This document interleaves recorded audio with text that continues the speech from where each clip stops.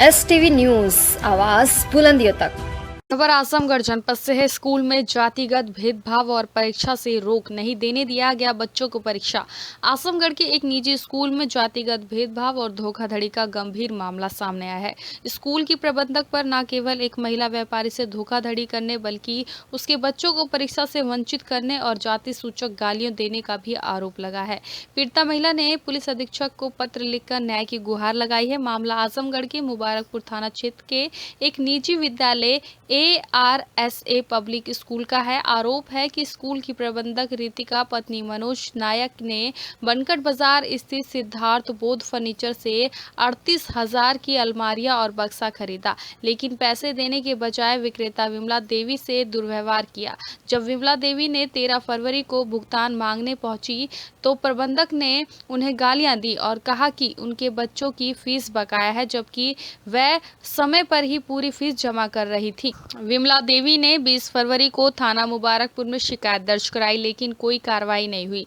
24 फरवरी को जब उनके तीनों बच्चे विक्रांत कुमार, यूटी भारती और सिद्धार्थ बोध कक्षा नर्सरी वार्षिक परीक्षा देने पहुंचे तो स्कूल प्रबंधक के कहने पर रसोई प्रीति और एक अन्य व्यक्ति ने उन्हें जबरदस्ती परीक्षा कक्ष से बाहर निकाल दिया। बच्चों को जाति सूचक गालियां दी गई और धमकी दी गई कि अगर उनके माता पिता ने कोई शिकायत की तो उन्हें स्कूल से निकाल दिया जाएगा। अब देखना यह होगा कि पुलिस इस मामले में क्या कार्रवाई करती है और क्या पीड़िता परिवार को न्याय मिल पाता भी है या नहीं। आप देख रहे थे STV न्यूज़ 24 संवाददाता पूनम चौधरी की खास रिपोर्ट। उसके बाद क्या हुआ कि इस बच्चों को फ़ोन करके बुलाए कि अपना बच्चा ले जाइए, नहीं देंगे। अपने थाने में मेरे खिलाफ FIR किए।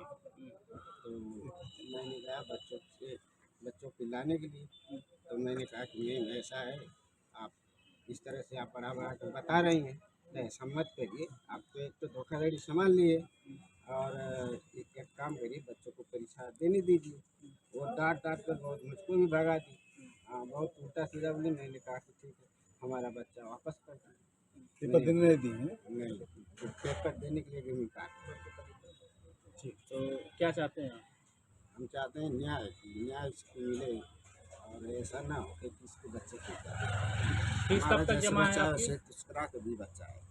फीस कब तक जमा है आपकी? फीस तो हमारी हर महीने में निकलती उसकी रसीद है ना? है। हमारे पास रसीद भी है। जनवरी तक की है कि कब तक की है? ये जनवरी तक। जनवरी तक तीनों बच्चों की फीस है। जी, परिचय बताइए। मेरा नाम बिंदा देवी। कहाँ की रहने वाली हैं? जी, ग्राम मिट्टीपुर, ग्राम खतबा, पोस्ट मिट्टीपुर, थाना जहानागंज, जिला आजमगढ़, तहसील सदर। क्या मामला है कि आज SP कार्यालय है? जी, मामला यही है कि मेरे बच्चे आर्य मेरी स्कूल में पढ़ते हैं। वहाँ पर सर वहाँ की प्रिंसिपल मैम आई, कही कि मुझे सामान चाहिए। मैं बोली क्या चाहिए मैम? तो बोली कि मुझे अलमारी और बक्से चाहिए।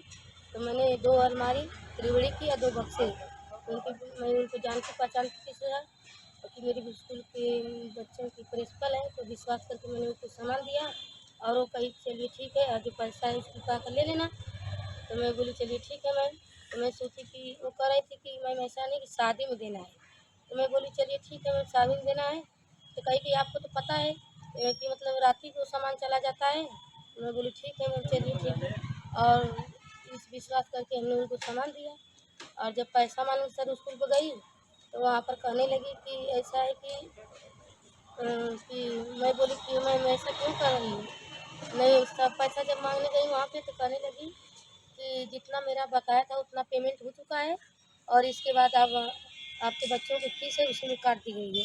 मैं बोली कि मैम ऐसा कौन करता है? अगर फीस की बात ही होती तो आप दुकान पर बोली होती। आप तो मेरे से एक भी बार नहीं बोला कि आपका फीस बकाया है।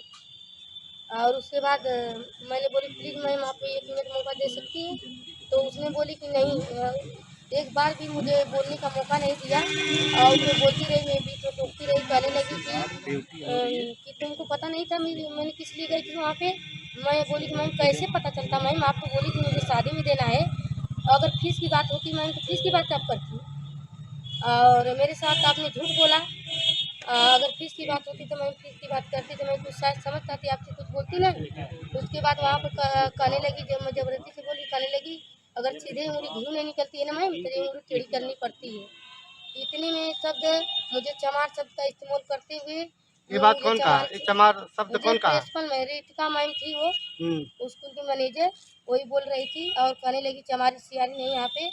और सर मुझे धक्के मार कर उसमें बाहर निकाला गया मुझे।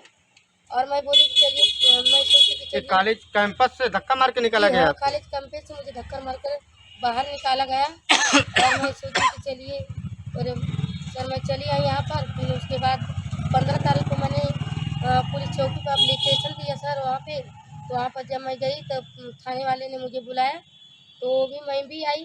तो वहाँ पर जो ये मतलब बातचीत हुई, तो वहाँ पर मतलब अपना जब मैंने पुलिस का सहारा लिया, जैसे कानून का सहारा लिया सर, तो वहाँ पे उन्होंने कहा कि जैसे अपना फीस बकाया बताते हुए कहीं कहीं तो मुझे 50,000 रुपये दे दीजिए, तो मैं आपको सामान दे दूँगा।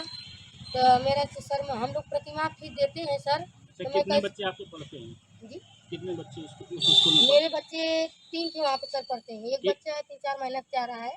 तो कितने, एक बच्चे की फीस कितनी है? एक बच्चे की सर फीस वही 2500 थी 25 है। जी। एक बच्चे की? नहीं, एक बच्चे में दोनों बच्चे की दोनों बच्चे का। अच्छा, आपके पास जो रसीद है उसमें कितने महीने का जमा है? ये प्रतिमा सर हम लोग देते थे। उसकी रसीद है आपके पास? रसीद है सर, लेकिन वो मतलब कि इकट्ठे रसीद नहीं देते, बच्चों के द्वारा देती थी मैं सर।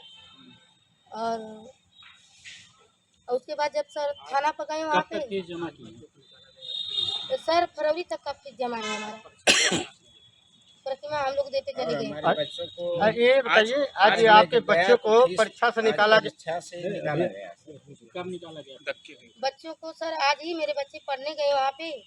तो उन लोगों को जैसे मैम कहने लगी ऐसा है कि पहले फीस जमा करिए, तो बाबा बच्चों को पेपर दिया जाएगा।